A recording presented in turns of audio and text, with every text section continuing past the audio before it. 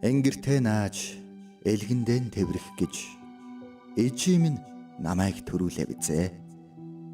Энгэртэй наа элгэндэн тэвэр эрхлүүлэхүүгээ. Эрхлий хөөчнө.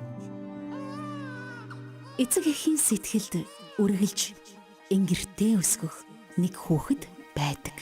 Бусдаасаа илүү санаа тавиулж, үргэлж бодолд уяатай байх эрдэнэ болсон үрээ хайрлах тэдний хайр бол жинхэнэ гайхамшиг. Энгэрт зүйлдтэй эрдэнэ нэвтрүүлэг эхэлж байна.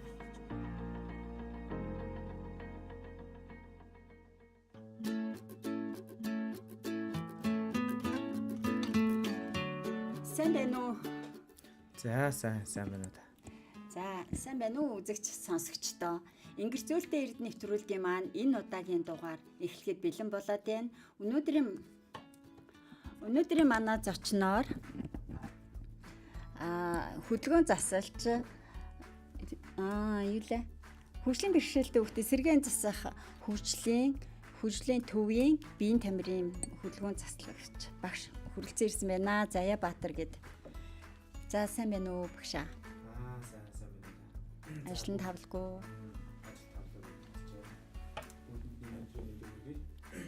Баярлалаа. Намайг Заяа Баатар гэдэг. Би одоо өөрийгөө Тэгээ. Уг нь манай энэ сэдв болохоор эхлээд их чинь сэдвээ нэг хэлээдгээ. Энэ хөгжлийн бэрхшээлтэй хүүхдүүд, тусгай хэрэгцээтэй хүүхдүүдэд ер нь хөдөлгөөн засал ямар хэрэгтэй байдгийг ач холбогдол байд юм уу, байдгүй юм уу, тэ гэсэн юм зүгээр асуудал дэвшүүлсэн сэдвтэй. Тэгээд одоо өнөөдөр бол манад юм залуу багш болгосон хүчин ирчээд ээж байна. За, өөрийгөө танилцаач. намайг Заяа Баатар гэдэг. Би одоо хөгжлийн бэрхшээлтэй хүүхдийн сэргээн засах хөгжлийн төвийн спорт заслын багшийг хийдэг байгаа. За тэгээ 2023 оноос хойш яг ерөнхийдөө оюун болон одоо нийгмийн харилцааны эмгэгтэй аутизмын хүрээний эмгэгтэй хүүхдүүдээр ажилласан. За өнгөрдөг жилээс бол ерөнхийдөө яг хөгжлийн бэрхшээлтэй хүүхдүүдээр ажиллаж эхэлж байгаа тийм багш байна. Багшийн дэдээ төгссөн. Тий, биеийн тамирын сургуулийг төгсөжсэн мобис. Мобисэго. Мобис. Тэгээ биеийн тамирын багш мэрэгчлэр төгссөн юм байна шүү дээ. Яагаад ингэж хөгжлийн бэрхшээлтэй хүүхдүүдтэй ажиллах болчихв? Жирийн сургууль, жирийн хүүхдүүдтэй ажиллаж үзэж байсан уу? Ерөнхийдөө оюутан байхдаа бол яг нөгөө дадлага мадлагаар бол энгийн сургуульд очиж багшилдаг л байсан л да. Яг нэг 4-р курсийнхээ хавар нь би нэг бас нэг өөрийнхөө мэрэгчлэр ажиллаад үзье. Бас нэг жоохон туршлага хоригдлуулъя гэсэн зорилгоор нэг сургалтын төвд яажсэн анкет өгөөд. Тухайн сургууль маань ерөнхийдөө бас энэ Туркийн спорт заслын ганцаарчилсан хөтөлбөрийн спорт заслын тийм төв байсан байхгүй. За тэгээд тэр байгууллагата бараг 3 жил ажиллаад тэгээд түүнийхээ ар дээрээс одоо яг энэ хөгжлийн бэрхшээлтэй хүүхдийн сэргээн засах хөгжлийн төвд спорт заслын багшийг бүлгээр болон ганцаарчилсан хөтөлбөрөөр хичээлээ ороо явуулж байгаа. Тийм үү. За ингээ хөгжлийн бэрхшээлтэй хүүхдүүд буюу энэ тусгай хэрэгцээ хүүхдүүд ер нь жирийн хүүхдүүдээс ажиллахад хэцүү байсан уу? Тэгээд ер нь дотор энэ ч маш олон төрлийн бэрхшээлүүд байгаа шүү дээ. Тэгээд чамд ингээд санагдахад ямар бэрхшээл болгон өөр онцлогтой байгаа тий. Тэгээд аль нь ажиллахад амар юм шиг ер нь зүгээр айгүй чамд ажиллахад нэлээд хүндрэлүүд бэрхшээлүүд гарч исэн л байх л да. Гарч исэн. Тийм тэр туршлагаасаа сайхан хуваалцвал. Ерөнхийдөө одоо хамгийн их амархан ерөнхийдөө манай хөгжлийн хоцрогдолтой хөгжлийн бэрхшээлтэй хүүхдүүд маань ер нь ажиллахад бол бас маш их энерги зарцуулагддаг. За тухайн хүүхдээсээ хамаараад, бэрхшээлээсээ хамаараад, за тэгээ нийгмийн оролцоо харилцаанаас нь хамаараад хүүхдүүдтэйгээр яг тулж ажиллахад бол нэлээ энерги зарцуулж ажилладаг. Бас хэр баргийн хүн хийгээд ах тийм дуртай нэгээд байдаг ажил бол биш тийм. Эвийн болоход нэлээ бас туршлага хэрэгтэй байх л та тий. Тийм, ер нь туршлага хэрэгтэй болно, хүүхдээ мэдрэх хэрэгтэй болно. За тэгээд яг хүүхд болгон чи яг адилхан бэрхшээлтэй байна гэж байхгүй шүү дээ. Яг нөгөө бэрхшээл дотроо хүүхдүүд чи бас янз бүр байгаа шүү дээ. Зан характераас ахгуулаад. За тэгээд нийгмийн оролцоогоос ахгуулаад гэрийн хүмүүжлээс өсвөлэл тий. Тийм гэрийн хүмүүжлээс. Адилхан бэрхшээлтэй байсан ч гэсэн одоо жишээлбэл хоёулаа даунтай ч юм уу эсвэл аутизмтай хүүхдүүд байсан гэж хоёулаа аутизмтай юм чи ижилхэн байна гэсэн бол байхгүй тий. Бүгдээрээ өөрийн гэсэн нөгөө төрлөх зан ариншинтай байдаг. Тэгэд ер нь даунтай хүүхдтэй ажиллаж үзв үү? Зөндөө ажиллаж байсан. Ажиллаж байсан уу? Одоо туршлага гэхч одоо 3 гаруй жил бол ажилласан байж шүү дээ тий. Тийм, ерөнхийдөө нэлээд олон бас тодорхой хэмжээний хөрхөн цаг хугацааг яатсан төлөвшсөн багш болцсон байж шүү дээ. За даунтай хүүхдүүд ер нь ямар хөө байх юм? Манай даунтай хүүхдүүд ерөнхийдөө анхны даунтай хүүхдтэй ажиллаж байсан. За анх даунтай ингээд тулгархад чамд ер нь ямар мэдрэмж төрж исэн? Тийм нэг амар сэтгэл хөдлөл нь амар тийм дэврэн хүүхдээсэн тухайдаа. Айгуу тийм сериозны. Хэдэн настай хүүхдтэй анх? За 8 юм болов. 7 8 тай л хүүхдээсэн ах. Тэр хүүхд нь ярьдаг байсан уу? Ярьдаг байсан уу? Ерөнхийдөө нэлээд хөгжлийн хоцрогдолтой. Ааха. Хөгжлийн хоцрогдолтой одоо биеийн тэнцвэр одоо яг нэг хүүхдийн биеийн хөгжлийн суур чадамжуудаас авч үзэх юм бол одоо тэнцвэр муу байх жишээний за өсөрхэд ерөнхийдөө одоо том булчингийн нөгөө булчингийн тооноос гэж байдаг шүү дээ. Тэр зүйлүүд нь ерөнхийдөө айгүй сулавтар. Тэгсэн мөртлөө яг нийгмийн харилцаан дээр айгүй тийм сэргэлэн цаваа. Тийм жоохон тийм дэвэрсэн характертай хүүхд ээжсэн. Тохоо хүүхдтэй ажиллахад бол айгүй тийм урамтай байдаг гэсэн. Урамтай байсан уу? Тийм. Ямар ч байсан багштайгаа бол ингээ харьцахтаа бол айгүй дуртай байсан байж тээ. Тэгээд дуртай байсан хүчин л инээгээл ингээл айгүй сайхан баяртайгаар ирэн штэ. Тэгээд дургүй байсан бол бас ууртаал ирэн штэ. Тэгээд ер нь ингээд даунтай хүмүүсийн за хит хитийн ингээ онцлогоос харж байхад юу вэ нөө? Булчингийн судралтай тэгээд айгүй уян тэм хүмүүс байна. Одоо булчингийн чангалгал юмаа голддог гэсэн үг. Ерөнхийдөө даунчтай хүмүүс. Ерөнхийдөө манай даунууд чи юу? Булчингийн сулрал гэхээс илүү одоо тийм хөдөлгөөний хөвсөл маш муутай. Тэнгүүтээ айгүй хатуу байдаг аахгүй юу? Одоо нөгөө багаасаа хөдөлгөөн хийгээгүй. Тэгээд ингээд сонголт монголт хийхгүй шүү дээ. Тэгэхээр мэдээч ирэх хүүхд өсөх тусам бие нь ингээд чангарна. Тэгээд хөдөлгөөний хөвсөл нь муудна. Дээрээс нөгөө тэнцвэр ололттой тэр ингээд дам дамаандаа ингээд хамтдаа мууд авчдаг аахгүй юу? Тэгээд ерөнхийдөө одоо бага насны одоо даунтай хүүхд байлаа гэхэд одоо багаас нь тий одоо зан үйлийн нийгмийн харилцааны ямар нэгэн асуудал эмгэг гаргаж байсан ч гэсэн тохиогдод тодорхой хэмжээний тийм одоо сунгалтын дасгал одоо тоглоомын арга зүгээр ингээ хүүхдээ өсрүүл чарайлглаа одоо биднээр ярих юм бол карди дасгал хийлгэлээ шүү дээ. Техникийн ар дээрээс яг нөгөө сунгалт дуусгахтаа сунгалт хийлгэх ч юм уу тий аль болох тийм биеийг булчингийн суллах тиймэрхүү тайвшруулах юмнууд хийвэл илүү үр дүнтэй юм шиг санагдсан. Тийм үү? Тийм. Харин тэнцвэрээ их муу хөдөлгөөнтэй юм дээр их айдастай байд юм л да. Ихэнх нь зарим ч яг адаглал нөө хамгийн ихний юу нөгөө дугуй унах тий. Тэнцвэр бол дугуй гэдэг чинь нэлээд тэнцвэр шаарддаг шүү дээ. Дугуй унахад бас хүүхдүүд их айгаад байдаг. Сүүлийн үеийн харин хүүхдүүд одоо нөгөө жижигүүд маань дугуй унахтаа их гайгүй болсон юм шиг санагддаг байхгүй юу? Тий. Багш нарын арга барилаас шалтгаалж байна уу? Яаж вэ? Багш нарын арга барилаас шалтгаалж байгаа. Бас одоо нөгөө нийгмийн хүрээний их одоо болж байгаа зүйлсүүдээс ч гэсэн шалтгаалж байгаа. Одоо бид нар ч одоо байнга л нөгөө хүүхдүүдээ агаар салхинд аваачиж гаргана. Тэгээ хүүхдүүд ч нөгөө бусдыг даган дүүрэж байгаа шүү дээ. Аль олон хүүхдтэй газар аваачиж जैन. Тэнд дугуй унжил байгаа илгүй хүүхдүүд тийм ээ. Тэгээ нэгнээс ингээд суралцж байгаа байхгүй хамгийн гол нь бас дан ганц биднээс шалтгаалахгүй хүүхд бас өөрөөс нь айгүйх шалтгаалж идэг. Нэг хүрээлэн буурчин бас илүү ингээд харж суралцж идэг. Тийм болохоор ерөнхийдөө бас зуны дэлгэр цагт одоо гадаа хөдөө бас дугуй мууг нь аваа явуул бас зүгээр юм шиг санагддаг. Дугуйнаас өөр юу вэ? Тэнцвэрээ. Дугуйнаас өөр одоо жишээлх юм бол яг гэрийн нөхцөл гэх юм бол юу шат маттан дээрч гаргадаг юм уу? Шатан дээр нэг хөлөөр нь явуулд юм а тий. Зүгээр энгийн зүгээр замын боржуур шүү дээ. Боржуур гэдэг чинь өөрөө яг нэг тусгай хэрэглэгдэхгүй тэмдэглэгээс аахгүй юу? Ийм босоо бусдаасаа дээшээ өндөр тэрэн дээгүүр алхуулдаг ч юм уу тий. За тэгээд дандаа ерэн зоригтой үйлдэл юм хийлгэх юм бол ер нь тэнцвэрүүд нь айгүй хөрхэн сайжирна гэрийн нөхцөл. Хідэн наснаас нь ер нь одоо манай эцэг эхүүд бас их асуудаг юм а. Хідэн наснаас нь эхлээд одоо ийм хөдөлгөөн дасгалд явуулвал зүгээр вэ гэл те. Эсвэл одоо хэл яриа хөгжихгүй байна, сайн алхахгүй байна, явахгүй байна гэд манай даунтай хүмүүс ер нь бол тийм л те.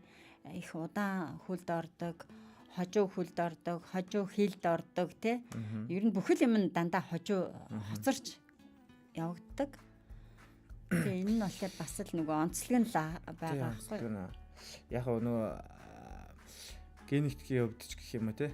Ерөнхийдөө суралцах чадварууд нь дандаа хөгжлийн хувьд бол нэлээд хоцрогдолтой явдаг юм шиг санагдсан надаа. Даамжигтай хүмүүс маань. Тэгсэн ч гэлээ ерөнхийдөө багаас нь одоо энэ тоглоомын арга зүгээр зоригтой үйлдэлүүд хийлгээд ирэх юм бол ерөн хүүхдүүдийн тэнцвэр адилхан л хөгжөө явна л гэсэн үг. Энгийн хүүхдүүдтэй адилхан л хөгжөө явна гэсэн. Нөгөө манай эцэг эхчүүд яг нөгөө хүүхдийнхээ болохгүй байгаа зүйл дээр л илүү ингээд хараад байдаг шүү дээ. Ачаалт өгдөг шүү дээ. Тэрийг нь харахгүйгээр яг би бол спортс дээр ингэж чаддаг. Тэрийг нь харахгүйгээр зүгээр одоо нэг хүүхэд өнөөдөр өсөрч чадлаа тий. Нэг өдөр нэг л өсөрч чаддаг гэсэн бол маргааш 2 өсрлээ гэхэд энэ айгүй том нөгөө хүүхэдтэй бол ахиж дэвшил واخгүй юу. Тийм болохоор ерөн хүүхдүүдийн багаас нь сайн дэмжсэн л дээр гэж би боддог та. Бид нар ч бас ямиг ингээд нэг голоод идэг штэ. Одоо нөгөө хүүхдтэй харьцуулаад тий. Яна эдний хөтгөөгээд ах чинь манай өвчтөг гүйчдэггүй алхаж чадахгүй маа гэдэг ч юм уу тий. Удаан алхаад байна, удаан яваад байна, хурдан алхахгүй байна гэд. Тэгтэл чинь бүр алхдаггүй ч хөхт байгаа. Тэг чинь ингээд эцэг хүчин шунаал одоо сая багшийн хэлдгээр нэг үсрээд маргааш нь 2 үсэрж яхад урам авахгүйгээр одоо 2хан бахтай яа юм өшөө нэг 3 4 үсэрч гэл ингээл тий шунаад байдаг. Тэрэн дээр бас зөвлөх юм бол бити шунаач гэсэн үг үү? Ерөнхийдөө тий бити шун яг наад чинь ингээл одоо хэдүүлээ програмчлаа системлээд явчих юм бол наад чинь айгүй урд ахиц гарнаа л гэсэн үг байхгүй. Тэгээ ерөнхийдөө бид нар байнгын юм урамшуулын арга дээр явах хэрэгтэй. Байнгын л хүүхдүүдэд урамшуулж магтаж одоо буруу хийжсэн ч гэсэн тийм ээ аль болох жоохон засаж өгчөө тэрийг урамшуулад тэгэх юм бол хүүхд ч айгүй өрхөн тийм итгэх оролцоон сайжраад явнаа л гэсэн үг л дээ. Тэгээ манай эцэгчүүч бол зарим юм дээр нэг анзаарахгүй байдаг шүү дээ. Тийм. Хүүхдүүдийнхээ яг хийж чадж байгаа зүйлийг зүгээр яг нөгөө өөрийнхөө чаддаг зүйлэл гэж бодцоо. Тэрийг нь илүү хэдүүл ингээд цаашаа хөгжүүлэх хэрэгтэй байхгүй.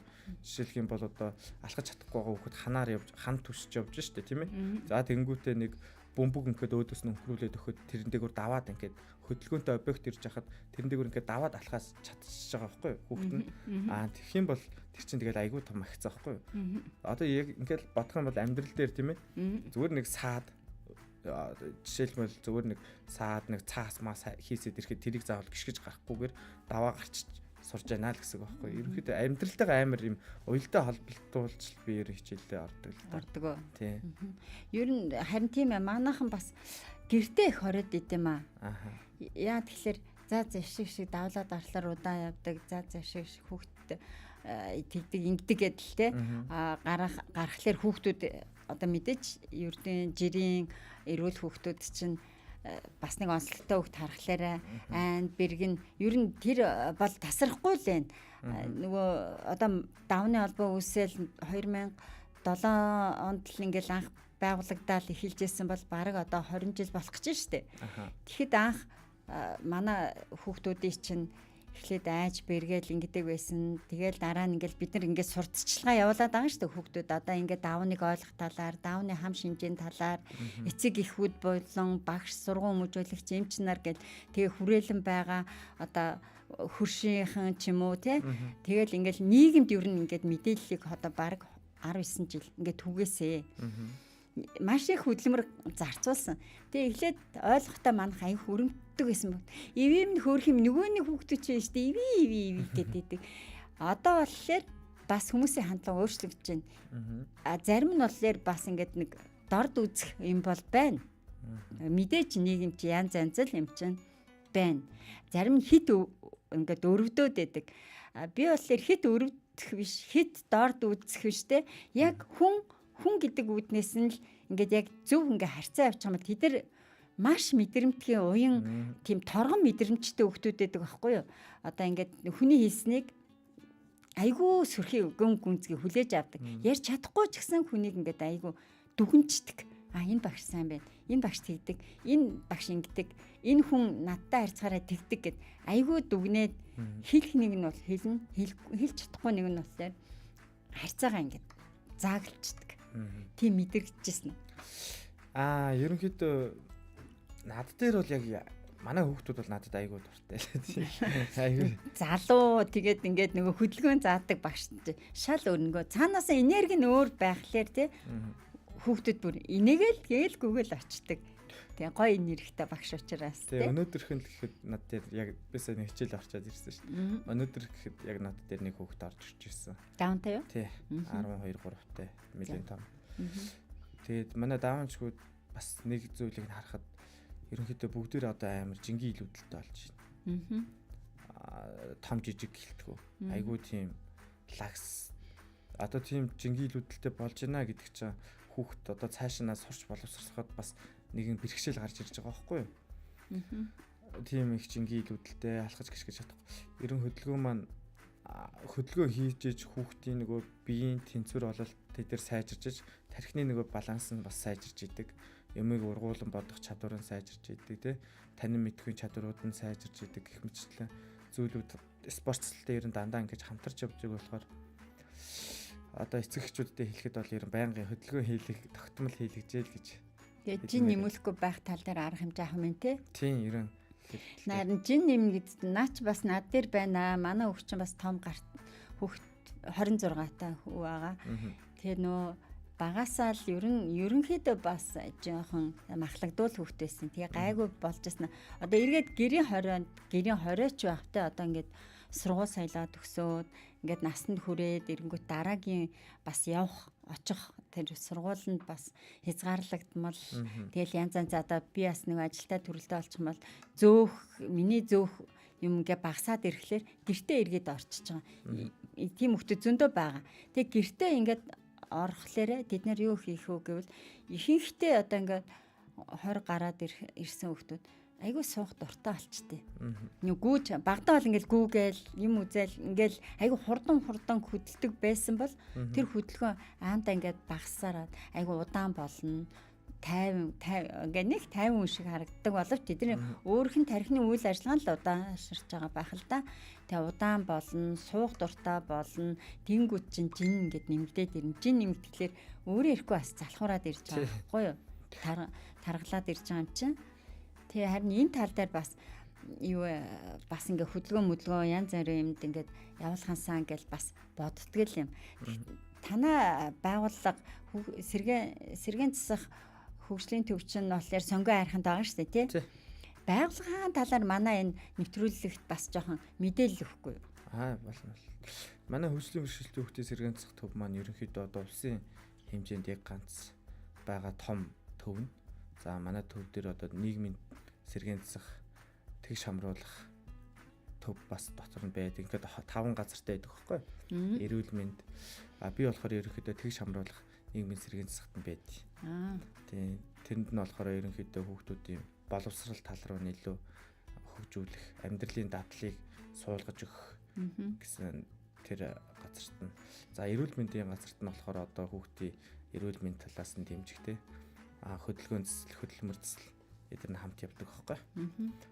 За спорт цэцэл нь болохоор бүлгээр ордог. Бас ганцаарч хөтөлбөрөөр ордог. За ганцаарч хөтөлбөрөөр бол ерөнхийдөө бас нэлийн зан үйлийн асуудал ихтэй, нийгмийн харилцаанд бас оролцоход бэрхтэй. Бусадтай нөгөө яг бас бүр ингээд нэг ганцааргийн байлгасаар гад хүүхдүүд ч бас нэлийн айгуу жожиг болчихсон юм аа тийм. Тийм хүүхдүүдийг ерөнхийдөө ганцаарчлалаар ер нь тулж ажилтдаг. Бүлгээр бол ерөнхийдөө айгуу дайггүй одоо нийгэмшгэд бэлэн одоо манай аутизм ч бол ерөнхийдөө тийм дандаа харилцаа штэ. Тийм ер нь бол харилцаа хүрээний эмгэг болохоор. Дан харилцаан дээр л толгуурлж хичээл орох. Дээрээс нь манай төвчөнд 7-оос 10 хоногийн ажлын өдрүүдээр өдрийн эмчилгээч болохоор 7 хоног л явдаг. Тэгээ ажлын өдрүүдээр нөгөө хэвтэн эмчилүүлэх нь бол 10 хоног хэвтдэг шүү Тийм. Тэгээд нэг хүүхэд одоо ингээд тэр танаа төвд ингээ хариалагдаад имчилгээ авлаа. Дараагийн хугацаанд хэд байдаг вэ? Байн бай ирээд авахгүй бах тийм. Сардаа байд юм уу, улиралдаа байд юм уу? Улиралдаа нэг л шүү дээ. Нэг хүүхдөө. Тий. Тэгээд улсын учраас хөдөө орон нутгаас их хамрагддаг бах тий. 21 аймаг даа 9 дүүрэг тэгэл бүхэл газраас тэгээ хүүхэд тий 18 нас хүртэл үү? 16 юу? 18 хүртэл үү? Тий 18 нас хүртэл. Тэгээ 18-аас дээш болохоор хүүхдүүд аюу хэцүү байд. Ховор гэх юм уу? Тэгээ тийм гоё төвд баг би бас сайн мэдгүй л 100 айлтал нэг байдаг гэд бас очиж үзээгүй. Би бол очиж үзээгүй. Тэг яг нөгөө хүүхдээ өөрөөр нь хөгжүүлэх гээл тэг яг нөгөө дуулангууд байгаа штэ. Дууланд хамрагдаад явал бас зүгээр юм уу гэл тэг явд юм а. Ер нь бол ингээд манай эцэг эхүүдэд ингээд зөвлөх юм бол заавалжгүй хөдөлгөөн хийж явах хэрэгтэй. Хүүхдээ бас анхаарал тавьжээ гэд тий. Өөр гоё одоо ямар зөвлөгөө энгийн тий сая түрэн бол алхалт ярьлаа өөр энгийн зөвлөгөөнүүд гэх юм бол тэгээ хүүхдтэйгээ байнга харилцаа тогтоох хэрэгтэй. Ер нь манай хөгжлийн бэрхшээлтэй, хөгжлийн хоцрогдолтой одоо хөгжлийн ямар нэгэн тийм ингэхтэй хүүхдтэй шүү дээ. Энэ бүх хүүхдүүд чинь ерөнхийдөө айгүй тийм харилцаа өсч идэг байхгүй. Доторх хүн нь одоо ерөнхийдөө байнга л тийм харилцаа, нийгмийн харилцаа айгүй тусгаарлагдаж байгаа шүү дээ. Ер нь Монголын нөхцөлд бол тийм болохоор багш нь ч бай, тэ эцэгч бай, ер хүүхдтэйг айгүй тийм харилцах хэрэгтэй. За харилцаан дээрээсээ үүсгээд ардаас нэг тоглоомын арга зүгээр бөмбөг шийдвэрлэх ч юм уу тий. Тэгээ бөмбөгийг авчирч хураалгах ч юм уу тий. Ингээд зүгээр айгүй жижиг деталь зөвлүүдээс л одоо харилцаа өсдөг аахгүй юу. Тэгжээж тэгхгүйгээр шууд нэг амар нэг л том юм өсөд байдаг тий. Тэгээ шууд нэг л том ингээл бараг л гүүж хараалгаал тэмцээн уралдаанд ингээл яваалч айгүй тийм том юм бод. Харин тийм. Нэг медаль авах гал нэг тэмцээнд явуулчихсан гэл ийм л бодолтой хүмүүс маш их байгаа аахгүй юу. Тусгай олимп байгуулагдаагүй байхад үрдээс энэ манай гэдэг юм байхгүй тий. Энэ бэрхшээлтэй одоо энэ янз янзын хоцрогдолтой оюуны болон биеийн хоцрогдолтой хүмүүс чи ер нь бол ил байдгүй байлаа шүү дээ. Тийм ба. Бүгд нуугдмал байсан. Тэгээ маш их холбоодод үүсээд тэгээ хаалгаа нээлттэй өдрүүд гээд ингээл эцэг эхүүд болон нийгэмд ийм мессежүүдийг маш их өгснөөрөө хүүхдээ ил гаргаж ирсэн. Тусгай олимп байгуулагдаад хүүхдүүд олимпиад бас явж болдсон байх, тэмцээн уралдаанд орж болдсон байх, бас медаль авч болдсон байх гэсэн ойлголт төрүүлээл ойлголтыг авснараа маш их одоо спорт руу ингээд их хөл тавьж эхэлсэн л дээ. Түрүүнбитээр ярьжсэн те сүүлийн үед л ингээд нэг айгүй хүмүүс ойлгож эхэлсэн юм уу гэд анх ер нь хөгжлийн бэрхшээлийн талаар одоо оюутан болохоос өмнө ер нь мэддэг байсан уу? Даавны тухай ч юм уу одоо энэ бэрхшээлүүдийн талаар ерөнхийдөө яг би бодол үнэ хэлэхэд 10 жилийн хаан төгссөн гэлээ. Би ч өөрөө Дундгой аймгийн. Дундгой аймаг. Үлзийцсэн юм. Тий. Манай ээж аваар хоёулаа малчин хүмүүс. Яг хөгжлийн бэрхшээлтэй хүүхдүүд талаар бол ерөнхийдөө тийм сайн мундаг ойлголт байдаггүйсэн шүү дээ бид нарыг 10 жил байх. За тэгээд их сургуульд ороод яг бид нар сонгон судлах хичээлээр нөгөө тусгай хэрэгцээд боловсрол гэж ордог байсан. Тэн дээр бол яг нэг наан цаана л нэг анзаардаггүйсэн байхгүй. Тэгээ би ч өөр яг энэ мэрэгчлийг ингээд дагнаа яваач гэж бас мэдээгүй тааж байгаагүй. Тэгээд одоо өдөг хүртэл одоо 4 жил бараг багшилчлаа. Тэгээ манай даавчгуудтай бол би ерөнхийдөө бас ажиллаад нэг 2 жил болж байна. Миний 2 дахь ажил маань юутэйс аутизм даавч ингээ хамтд нь авдаг гэсэн. Зөв. Тэгээд манай аутизм даавч хоёр хоёулаа хоорондоо жоохон харилцааныхаа хувьд төстэй ч гэлээ бас асар том ялгаатай байгадаг. Ямар ялгаатай юм шиг чамд санагдсан? Ерөнхийдөө даавчгууд бол юмыг айгүй хурдан сурах магадлал өндөртэй. Харилцаан дээрээ нийгмийн харилцаан дээрээ бас арай тийм төлхөө хурдан сайжирдаг юм шиг санагдсан. Би физиологийн хувь дээр бол манай аутизмд би физиологийн хувь дээр бол айгүй илүү чирэг. Тэгээд жоохон харилцааны тал дээрээ л харилцаа нийгэмшгийн хувь дээр л асуудалтай болохоос бусдаар бол айгүй мундаг хөвгтүүд байдаг шүү дээ. Аргагүй л те нөгөө хоромсоомын илүүдэлтэй болохоор бас бүхэл юмд нөлөөлт юм байлаа. Багш нэг өөрхөн Instagram хууц мууц бас манай энэ үзэгч сонсогчдод хэлэхгүй юу. Тэгээд би болохоор юу яасан штэ. Манай пэйж дээр 46-1 дээр юу лээ бичлэг энтрийг манай энэ ээжүүд тавьсан байсан. Тэгээд яагаад маш хөөрхөн ингээд хүүхдэд ажиллаж байгаа арга, техник тэгээд ингээ харилцаа энэ төр нь маш их таалагдсан.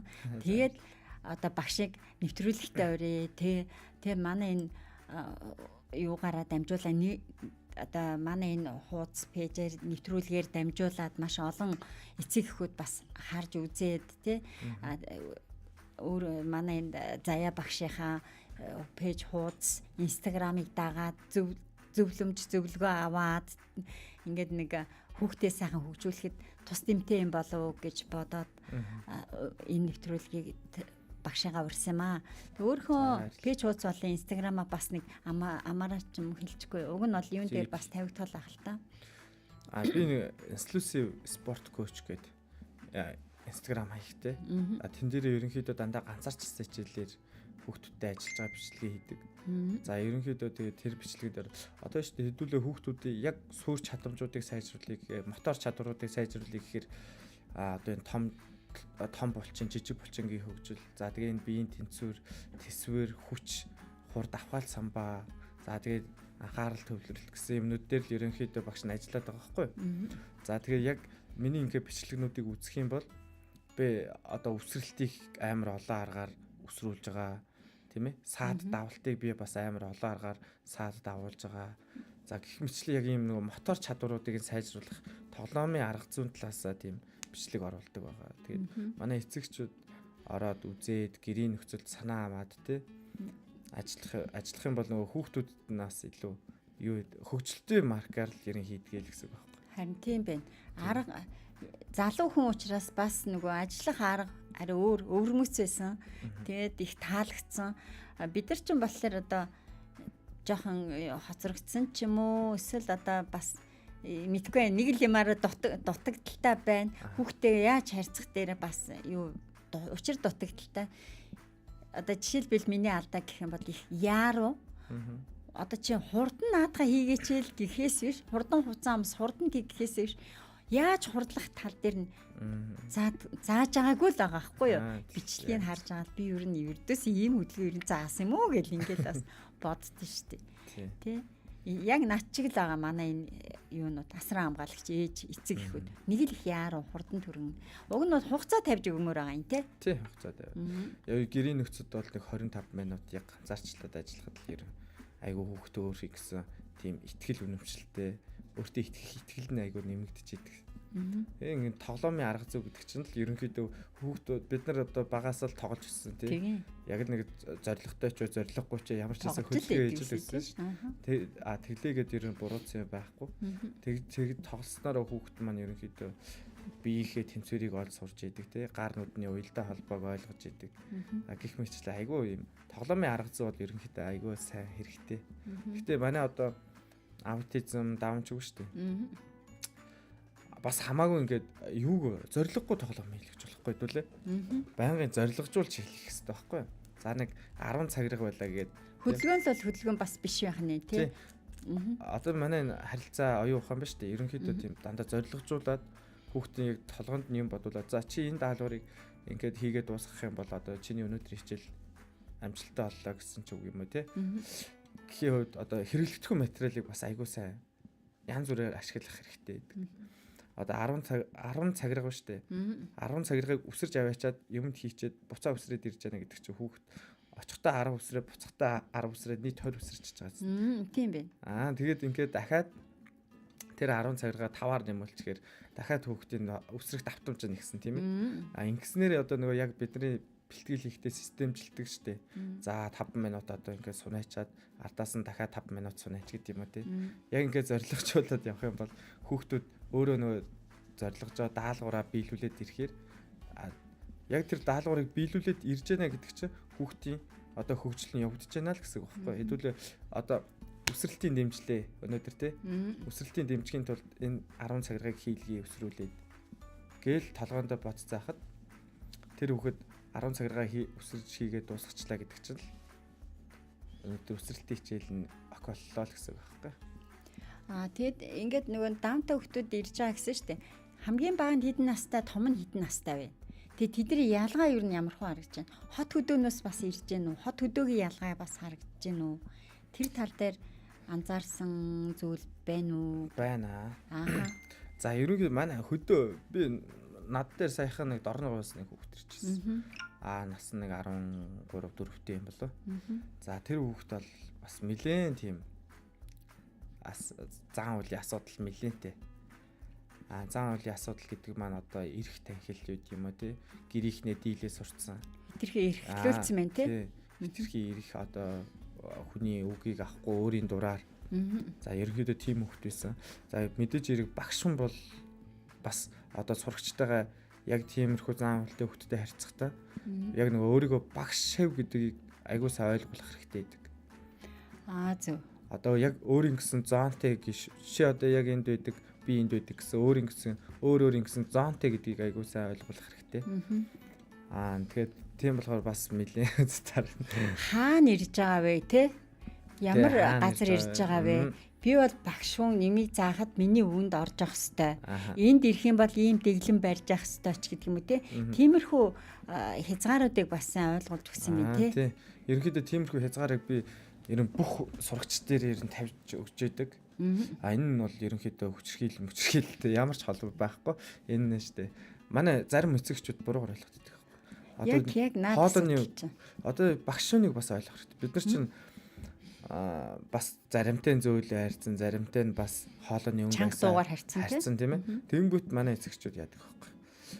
Энэ багш чинь ойрлоод байна. Энэ багш ингээд загнах гэдэг юм уу яа. Би одоо бол ерөнхийдөө хүүхдийг хараад за энэ хүүхэд одоо ямар зан үйлийн асуудал гарвал ийм өсөргнөр үр дагавартай. Одоо энэ дээр ингээд би хэрвээ ингээд дийлчих юм бол энэ хүүхэд бол миний үгэнд орохгүй, надад системд орохгүй гэсэн бодлыг би дандаа ерөн хараад л мэдэн шүү дээ. Тэгэл ерөнхийдөө ихний үе шатаас ахгуулаад хүүхдийг яг өөрийнхөө команданд ортолно. Ямар нэг арга зүгээр тэгээд явсараад оруулдаг. Би болохоор бас яг ингэдэм юм. Зарим эцэг хүүхэд загналаа, хүүхдийг зодлоо. Одоо энэ нөгөө зарим багш сургууль мөжүүлэгч ярьж ин хүүхдэд зөөлхөн харьцах хэрэгтэй. Загнаж болохгүй, чанга дуугаар харьцаж болохгүй. Би энэний бол эсрэг байдаг. Яа тэгэхээр хүүхэд дан чихэр идээд байвал яах вэ? Тийм үү? Хоол наан чихэр байвал яах вэ? Дан давстаа байвал яах вэ? Тэгэх чинь хоолыг бид нар яадаг давстаа идээд чихэр амтангаа бол чихэрлэг идээд цайгаа бол одоо нэг чихэр давс алинч байхгүй удаг ч юм уу те ингээ янз янз байгаа зү. Тэрнтэй адилхан би бол загнах үедээ бол загна. Нэг ганц халагдах үедээ бол би халагдана. Эрхлүүлэх үедээ бол эрхлүүлнэ. Ингээд бүгдийг ингээ холиод яг тухайн үед би яг ямар арга хэмжээ авч хүүхдийнхаа юу яах вэ гэдгээ бол мэдээж эцэг хүүд яаж тэ. Тэгэхэд тэгхгүйгээр бас тийм дан эрхэлсээр агаад ирсэн хүүхэдтэй харьцахад аяг хэцүү байдаг байхгүй. Бид нар ч гэсэн тий. Тэгэхээр бол бүгдийг л эцэг би битгий хүүхдээ эрхлүүлээч, хүүхдийнхаа үгэнд битгий дийлдээч, хүүхдтэй битгий дарлуулаач гэдэг бас. Тэрхий эрхлүүлснээрээ тий. Ерөнхийдөө маш зөв шүү. Тэгээд тэр хүүхд маань юу яасан л да. Айгүй хөөрхөн болоод явсан. Миний одоо яг ингээд контрол штэ нүдний харцаар нүдэрээ битэр ингээд нэг ойлголцдог болсон. Тэгэл миний команда нэг одоо аман заварчлага айгуу сайн биелүүлдэг болол. За мундаг биш. Нутгийн зүг явсан. Нутаг явсан тий. Өөр одоо хотод байгаа тэр бол хөдөөнөөс ирсэн хүүхдэн тий. Хотоос ирсэн хүүхдүүд ер нь ямар хөө байх? Ер нь манай хотод байгаа эцэгчүүд хүүхдтэйгээ бас айгуу сайн ажиллаж гин гэж би боддог. Одоо аргуудаа угсаа Улаанбаатар тий. Одоо бүх үйлчлэгийг авах боломж нь байна. Тийм ч болоод ерөнхийдөө айгүй хөөрх хүүхдүүд ирдэг, команд авдаг. За тэгээд өөрийгөө илэрхийлж чаддаг тийм ээ. Тэгээд бусдтай бас хөөрхөн яг нэг тухай цаг моментод яг харилцаа үүсгээд сурцсан тиймэрхүү хүүхдүүд надад ирж ирсэн. Одоо өнөөдөр ирсэн хүүхд бол бас муу адил. Айгүй хөөрхөн хүүхд. Зөв бас болжлээ. Эсвэл дандаа сайнууд нь очиод байна уу? Би болохоор ингээд хөдөө орон нутгаас хөдөө ингээд өссөн хүүхдүүд болохоор би тэр нэг хөдөлгөөн хотын хүүхдээс хамаагүй тийм чадварлаг нэг тийм арай л нэг өөр санагдаад байдгийн. Аа. Тийм юм харагдчихсэн үү? Тийм. Нөгөө биеийн тэнцвэрээс өсөөлөөл те. Дандаа ингээ гадуур ингээд явтаа чулуутай байсан ч гэсэн тойрд ингээд тийм юм айгу мэдрэмжтэй болцсон. Тэр миний сая тэр дорногоос ирсэн хөлт бол ерөнхийдөө айгуу тийм бадруу. Ерөнхийдөө тарга гэхээс илүү тийм яг хар мах ихтэй хөлтөөс аахгүй. Нилийн өндөр. Би ч өөрөө метр 75 шүү дээ. Тэгээд бараг нэг метр 68 60. Өө их өндөр хөлтэй. Айгуу өндөр хөлтөөс. Хэд настай хөлтөөс юм? Тэр нэг 12 3 Оо тэгвэл айгуу өндөр юм те. Метр 60 марал хавцаах. Миний бараг мөрөөр татаад ах шигээс. Тэгээ хөөхөн болоо ярьсан. Тэр тэгтээ айгуу хөөхөн. Сүүлд нь манай багшийнхаа өгөнд айгуу мундаг ороод болж шít. Их юм сураад явсан ба штий. Тэгээ нөгөө тоглоомын арга зүгээр явуулж байгаа болохоор хичээлээ. Зорилготой нөгөө тоглоомын арга зүгээр явуулж байгаа болохоор хүүхдүүд айгуу дуртай байдаг. Тэгээ нөгөө даалгавар биелүүлээл одоо нөгөө юу гэдэг чтэй гадаадын нэвтрүүлгүүд байдаг чтэй. Юм дээгүүр харайж үсрээл давжгүйгээл усан дээр ингэ явдаг. Би ерөнхийдөө яг тиймэрхүү зүйлүүдээр ингэж парклж хийдэг байхгүй. Тэгээд дандаа заалгууртай. Одоо 5 цагийг заавал авчиж хийх зорилготой. Нэг явуулаад нөгөө хүүхдтэйгээр одоо ингээ ганц тийм парк засчингуудаа тэрэн дээгүүрээ нэг явуулаад нэг хүүхд тэндээс юм сурахгүй шүү дээ. Тийм болохоор аль болох олон давтамжтай явуулж яж яг нөгөө хүүхдэд өөрт нь хичээл болдог байхгүй. Биднэрт ч гэсэн олон удаа ингээ дасгал хөдөлгөөн хийж яж биднэрт бэлтгэл болдог шүү дээ. Яг л түүнтэй адилхан. Тэгээ маш энгийн зүйлүүд дээр л энгийн деталь жижиг зүйлүүд дээр л ач холбогдол өгөөд ажиллах юм бол манай хүүхдүүд бол дараа сайжирнаа л гэж боддог доо. Тэгвэл багшиг ярианаас би ингээл ойлгохтол мэдээч хамгийн эхлээд бол жижиг булчин ер нь энгийн амьдралын энгийн үйлдэлүүдийг хүүхдэрээ сайн хэлгүүлээрэ гэт тэ. Тэгээ дээрэс нь битээ хүүхдийнхаа эрхэнд битгий ороорой гэт тийм үү? Хэрвээ танай хүүхд одоо зан үлийн сөрөг зан үлийн нэлээ асуудалтай бол ерөнхийдөө болохгүй гэсэн зүйлүүдээр нь бас болохгүй л ах хэрэгтэй. Яг гэх юм бол одоо тиймэрхүү зүйлүүдээр нь дийлдэх юм бол хүүхэд одоо өсөж чинь тийм ээ. Буруу зүйл сурж байна л гэсэн үг шүү дээ. Том болоо одоо миний насан дээр ч юм уу нэлээд том өсвөр насан дээр очиод өөр зан үйл ямар асуудал гаргахыг хинч тааж мэддэггүй шүү дээ тийм ээ. Тийм болохоор зарим зүйл дээр нь бас чанга ах хэрэгтэй л гэж. Нөгөө нийгэмшүүлэх гэдэг юм чинь л энд явж байгаа шүү дээ тий. Нийгэмшүүлэх, хүмүүжүүлэх гэдэг зүйл чинь давхар явж байна. Явж байна. Одоо тоглоомын арга бүх юм явж штэ. Уураг тархийн биетэй ухаантай нь одоо өвдөсөл бүхэл юмыг одоо ингээд хөгжүүлж байна гэд. Харин тийм нийгэмшүүлэхгүй байгаа хүүхд бол айгүй хэцүү байдаг. Тэ? Ихэд дураараа хэцүү дээ. Ер нь бол хэцүү байдаг. Тэгэд хүмүүс тэрнээсээ болоо зарим нь хүүхдээ гэрээсээ гарахгүй байгаа байхгүй юу? Харин 10 эдээ хүүхд хүртэл гэрээсээ гарахгүй байна. 40 эдээ залуу хүртэл гарахгүй байна. Одоо бас юм том хүмүүс байгаа шүү дээ. Тэгээ сүулдэ явж чадахгүй заа шиг төв гэд ингээ гэртээ хориод идэг нь одоо настаа болцсон бас ингээд авах бас хэцүү юм тий. Тоглоомын аргаар юм заах бас хэцүү байдаг бах та. Яг том би бол өөр арга. Тий. Би бол том насан туршсан хүмүүстэр бол тоглоомын арга зүг арай өөр системээр явуулна гэж боддог. Би тэгтээ одоохонд бол яг ажиллаагүй л байна. Над дээр хамгийн үзэх хүүхдээ нэг дагуулж авчиж үзэх юмсан. Над дээр хамгийн том нь 18 19 дэх хүүхдэл ирж ирсэн. Даун чиг аутизм хоёлоо л ирж ирсэн. Аргагүй дээ танаа байгуулагч өөр 18 хүртэл бол тий. Бид нар ингээ 20 эд гарцсан хүүхдүүд дээр хаана ингээ хүүхдээ хөгжүүлэх үү хаана яах вэ гэдгээ бас нэг сайн ойлгохгүй л байгаа. Иймэрхүү юм байвал бас хүүхдээ явуулахаасаа л гэж бас боддгийг. Тий. Ерөнхийдөө тэгэл аль болох сонирхолтой маркаар л ажиллавал зүгээр санагдана да. Энгийн одоо манай энгийн хүмүүс шиг тийм ээ бөмбөг залаал гүйлэхгүйгээр одоо тэрийг нь арай өөр системжлүүлдэг ч юм уу тийм ээ. Бөмбөгийн заавал барьж гүйх аль байхгүй шүү дээ тий. Залж гүйх аль байхгүй арай өөр гүйлэгдэг ч юм. Ерөнхийдөө тэгэл яг тухайн моментод би хүн болгон ч өөр юм гэсэн онцлогтой байгаа шүү дээ. Тэгээ би яг тухайн моментод хүүхдээ хараад ерөнхийдөө нэг ганц хоёр харьцаж үзээд тэгээд тэндээсээ системчлээд явцдаг байхгүй. Тэгэхээр их амар. Ерөнхийдөө энэ хүүхд дээр иймэрхүү дасгалуудыг тоглоомын арга зүгээр ингэж явуул зүгээр юм байна да гэж бодчихдээ. За манай нэвтрүүлгийн цаг өндөрлөгт өгсөн байна уу. Тэгээд ер нь бол ингээд дүгнээ төрөн бас битээр хилчлээ те. Хүүхдээ бол тоглоомын аргаар энгийн дасгалуудыг сайн хийжээ, энгийн хөдөлгөөнүүдийг хийжээ. тэгээ нийгэмшүүлж бай тий. Тэгээ харьцаан дээр өндөр нам янз янзын одоо дуугаар бас харьцаж бай тий.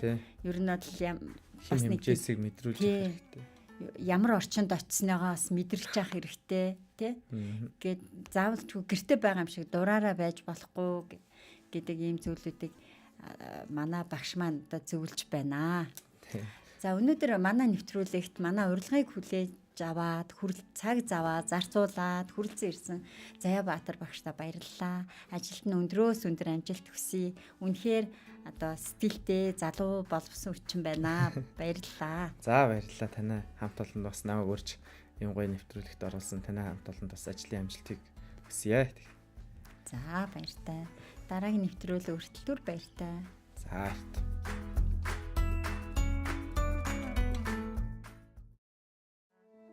Том боллоо гэд үүрнээсээ тэднээсээ додохгүй.